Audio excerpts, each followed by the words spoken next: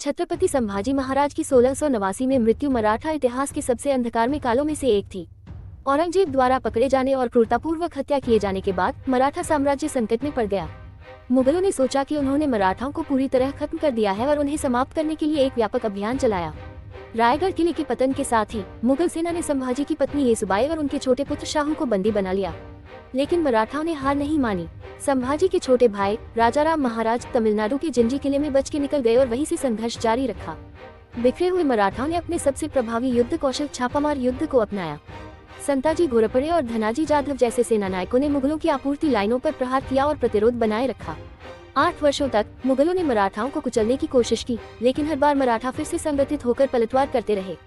लेकिन 1700 में एक और बड़ा आघात आया, राजाराम महाराज का असमय निधन। फिर भी मराठाओं ने हार नहीं मानी। उनकी विधवा महारानी ताराबाई आगे आई और युद्ध का नेतृत्व किया। एक योद्धा रानी के रूप में ताराबाई ने मराठा सेना को संगठित किया और औरंगजेब के खिलाफ संघर्ष जारी रखा। उनके नेतृत्व में मराठाओं ने कई किलों पर पुनः अधिकार कर लिया और यहाँ तक कि मुगल क्षेत्रों में भी आक्रमण किए। 1705 तक युद्ध की दिशा बदल चुकी थी। तभी अजय समझे जाने वाले मुगल अब मराठाओं के प्रहारों से कमजोर हो चुके थे।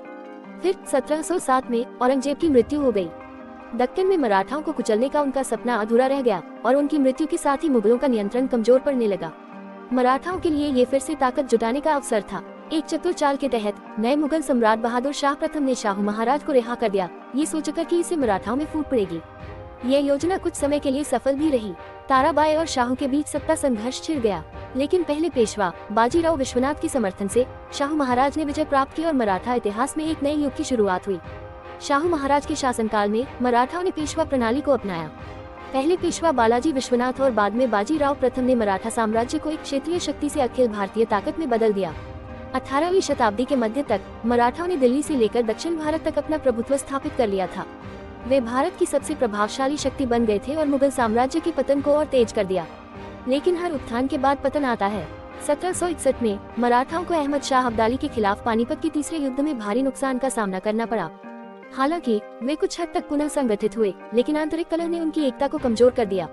अंग्रेजों ने इस अवसर का लाभ उठाया और धीरे धीरे अपनी शक्ति बढ़ाई।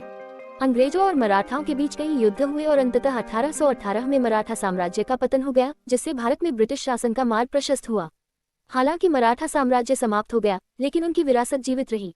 उनकी प्रशासनिक प्रणाली, सैन्य रणनीति और स्वतंत्रता की भावना ने भारत के भविष्य के संघर्षों को प्रभावित किया। मराठाओं ने केवल अपनी भूमि की रक्षा नहीं की, बल्कि भारतीय इतिहास को हमेशा के लिए बदल दिया।